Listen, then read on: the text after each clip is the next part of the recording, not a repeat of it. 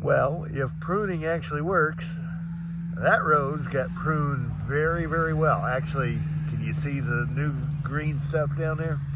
That one's gonna make it. And that one just might make it too. That would be great. I would actually messed up here. And yep, I think both of those roots are gonna make it. Alex's tree is,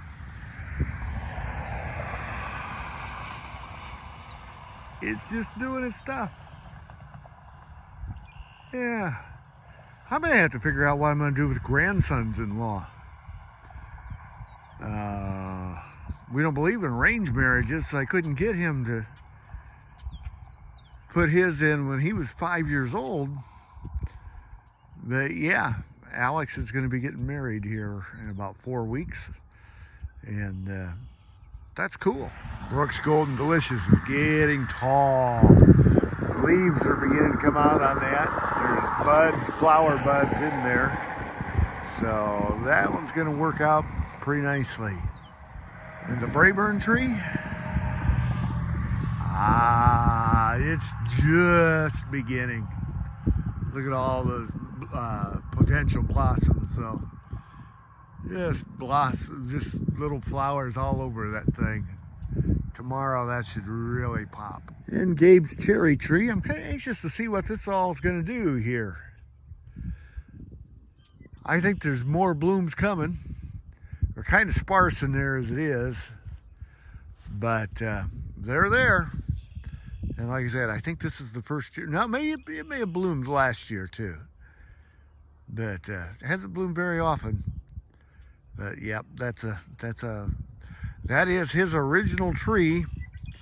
However, like every other tree out here, that one also got eaten off, and it's just grown back to where the trunk on it now is a little bit more than 6 inches around. So that's going to become quite the tree.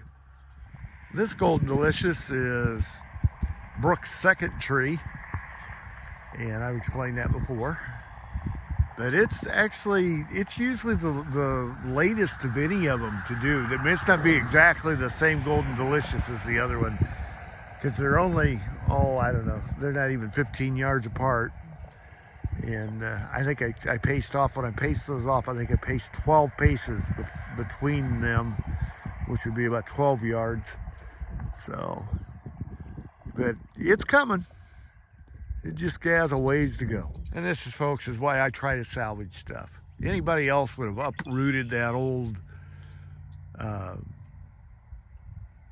plum root and thrown it away.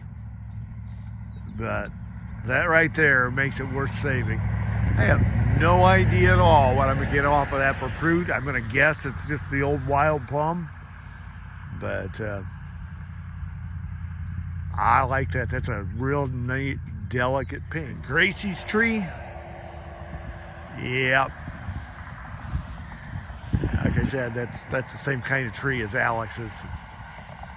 And these blooms do not last a real long time, and especially not when it's as upset as what the weather has been this spring. None of these are showing what they will eventually show in years to come on a good year.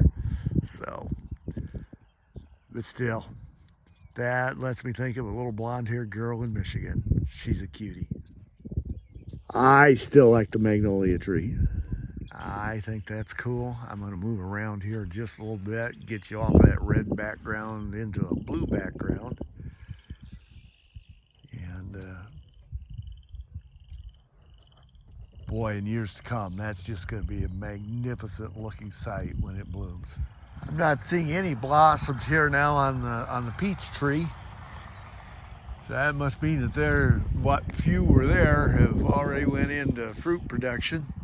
Oh, wait a second. Here's what's left of it. Can you see it? Right there.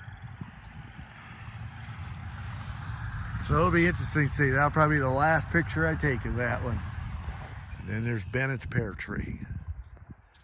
I really, really like Bennett's pear tree.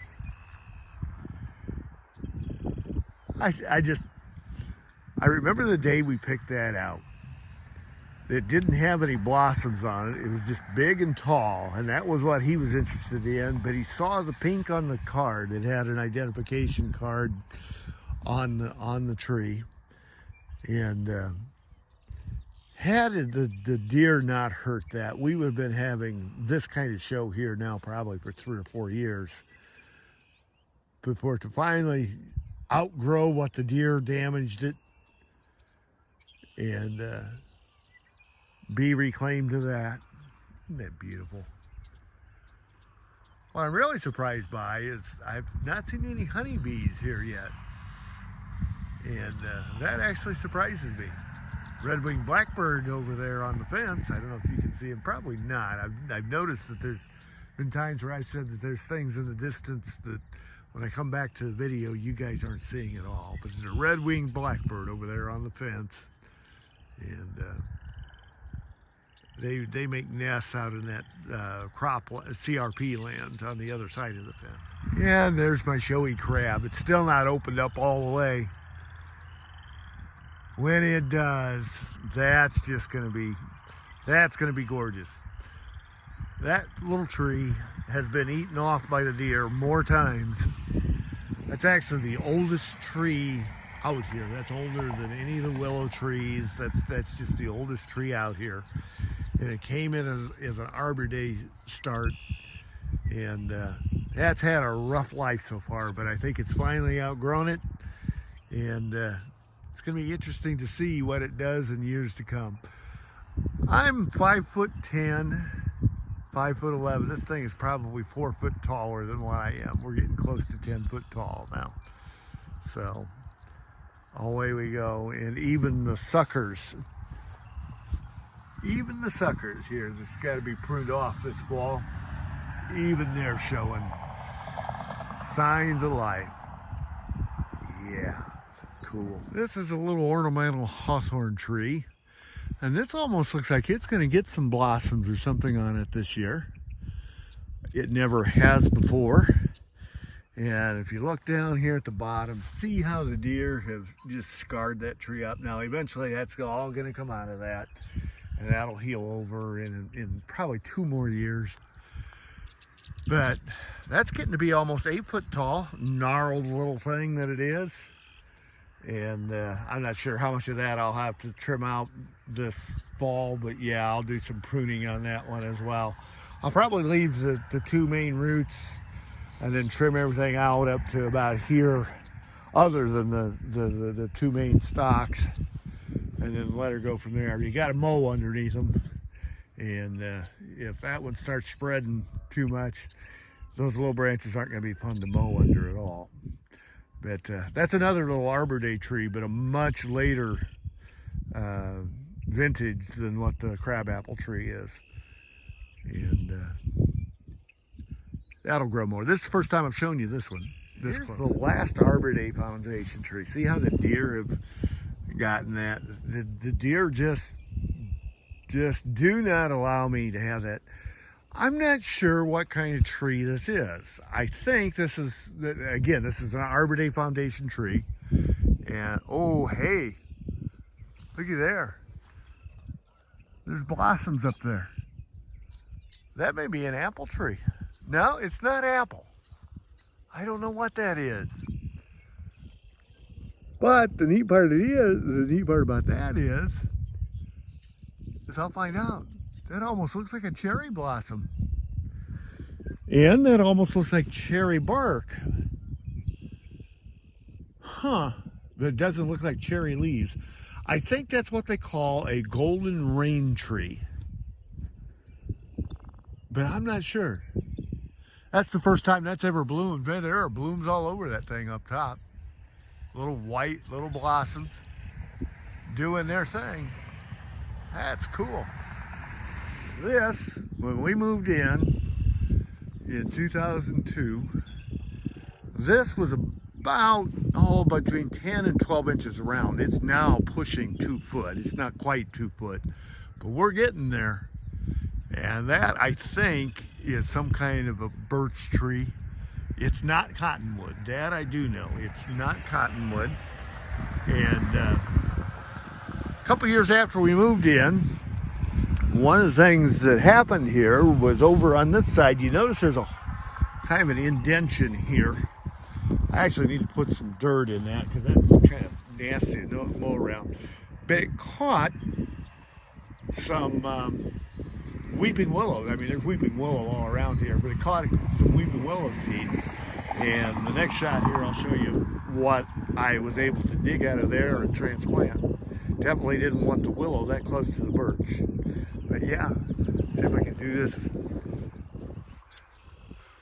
We're beginning to spring out pretty good. I've definitely got some low branches here I need to get done so I can mow under it. Thought when I transplanted that little weeping willow seedling that I was telling you about was if I put it over here, I should put it over far enough that it would never interfere with the power lines. And I think I'll be okay there.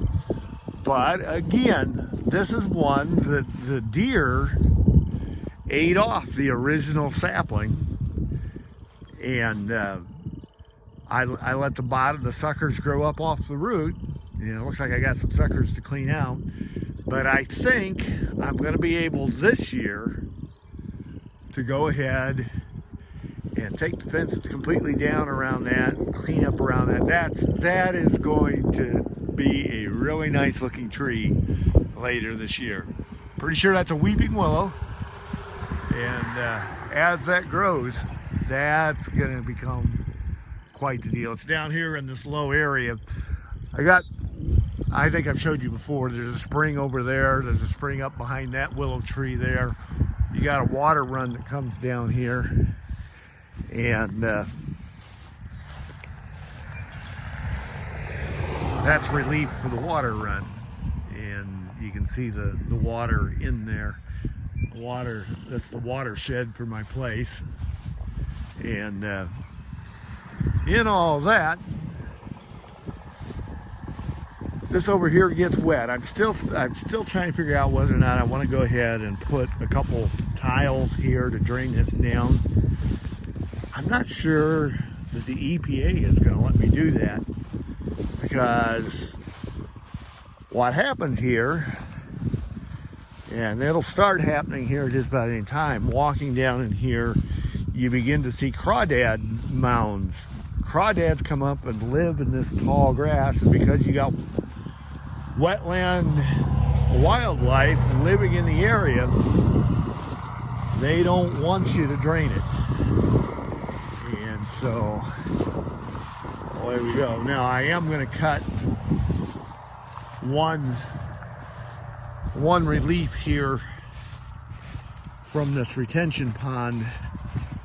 Actually, it's not a retention pond. It's a let me see what it's doing pond. You see water coming down here, and I want to dig that out, dredge that out a little bit.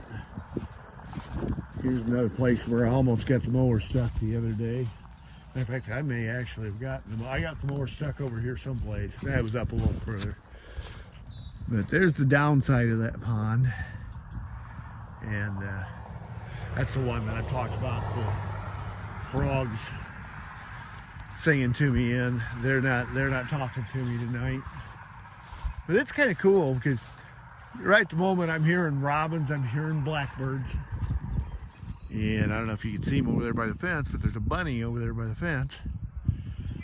And the frogs, a lot of times, are just chirping up a storm. Now, if you listen real close, you can hear the cattle from across the road too. So we went clear from the northwest corner back up to the little wild plum tree. I can catch this in a different light. I'm liking that. I'm thinking that's some pretty cool stuff. That is cool. I don't know what that tree down on the other end with the blossoms is. I'm kind of anxious to see what that does turn out to be. Oh man, what a way. Well, one thing about it, those tulips aren't in any hurry at all to open up. So those may hang around a little bit. Now the little greenish yellow ones behind, those are a strange looking thing. But those do bloom. I see 5 buds on them now. And probably about Tuesday, those will probably open right up. Things are warming up. It's only supposed to get down to about 55 degrees tonight. So these flowers are going to start really doing some neat things here. I keep looking to see if the irises here are beginning to head out, but they haven't yet. I don't remember exactly when they do. I think it's a little later on though. But I had to laugh the other day. I started talking about spires, but all you could see in the video was this lilac bed. The spires are just this side of the lilac bed. Those in there are spires. What is it? Clover. A lot of clover down in there too. But those are spires. I'm not sure what that is, but I don't think it's a grass clump. And there's a couple, 2 or 3 others, pretty much the same thing out here. And I think those are some kind of thing. I got some kind of little seedling here. I'm gonna guess that this is one of those little weed trees that started it. Man, I thought it was a weed from last year, and so I tried to pull that out the other day. That didn't work. So that's going. And I got to get the iris bed up there close to the building cleaned out. Got to get the lily bed over here behind the garage cleaned out. And little by little, we're shaping up, just not anywhere near as quick as what I'd really like to see it shape up. The shed are beginning to, this is the old milk shed. This thing's beginning to shape up. Those will get to be big plants. There's actually 4 hills in there. This one right here looks like it's either taken a little bit later or else maybe it got trampled last year with it being right there by the door of the shed. And then around this side, you got a couple more sedum. And next to the sedum here, we got one of these is a pink, and the other one's, if I remember right, a yellow lily. Some wild violets right there too. And some more sedum. And then around this side of the building is the tulips and the tire. And boy, look at those lilies start to go. Those lilies down at the bottom are really beginning to put on some height and some growth.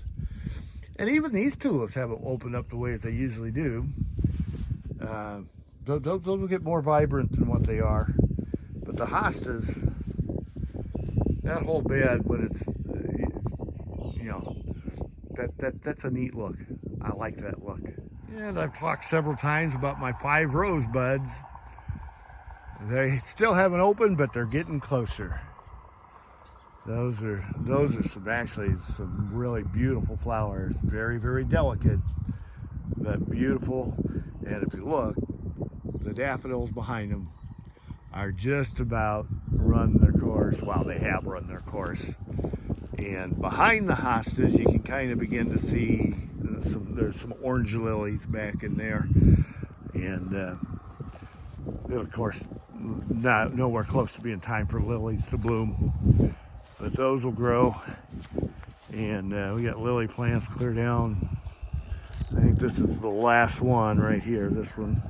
Whoops, I suppose if I put my camera down where you can see where I'm pointing to. And that brings me back over here to the lilac. Ooh, the lilac are beginning to get a little bit of color. So that will begin to pop here. And these garden walks.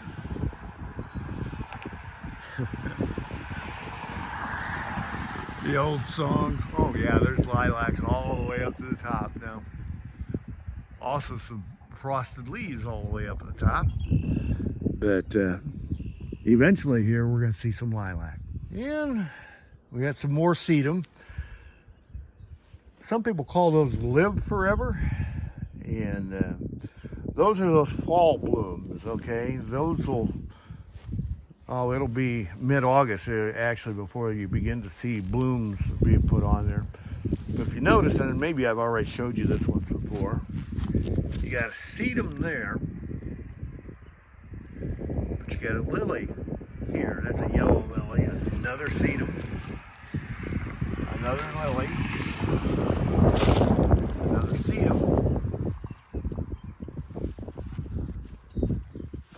another sedum, and then another lily. Those lily plants are really beginning to spread. That should be quite the show here. They're usually here about the week after, between Mother's Day and Memorial Day. Those lilies usually put on, and they're quite the show. Those are pretty. And out here in the very front yard, we're beginning to see some stuff. You got a hosta back there at the back. There used to be another one in that gap. Then you have this one. And there used to be, and there probably still is, one about right there.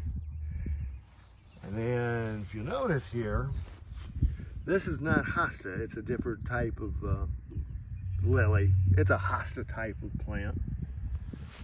And there used to be a different colored hosta right out here. I am not seeing that this year so far. And there's usually another hosta right in here, which I haven't seen yet. That one though, I'm beginning to see. And if you notice, see how the white striation here is in the middle, in the heart of the leaf? And over here, they're at the edge. And the ones back there are also edge shows. But this one and the one directly across from it that's missing,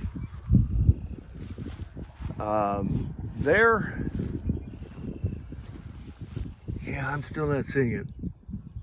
They're those center cut hostas.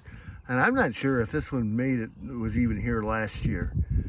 But anyway, the front hostas are beginning to put on their show. A little cleanup and rearranging over here the other day. I'm not sure what that is, but I don't think I want to leave it there. We're back up here to the sedum and lily rock garden. But I was cleaning this up the other day just because it needed to be cleaned up. And in doing that, I had forgotten about this particular bed of hostas. There's 4 different plants here. There's one there, and again, the external kind. I think this and that are the same kind, but I'm not sure what they are. And they got some more of those broadleaf dealies. Oh, I think these are these big heart-shaped. I think those are those big heart-shaped hostas. I know there's supposed to be some in there. There used to be plants on that side too, but they didn't grow the last 2 years. So I don't know. I doubt that the bulbs just went dormant. I'm going to bet that we've lost those. But yeah, still working on doing cleanup, folks. Oh, you get the long shadows of the late evening. And or late afternoon turning into evening. And that's your garden tour. Hope you're enjoying those as much as what I am. I'll come back to these and watch them. I watch these things on my break at work and those kind of things. And these have been a blessing to me, and sure hope that they are to you as well. Sunday's just about done here, folks.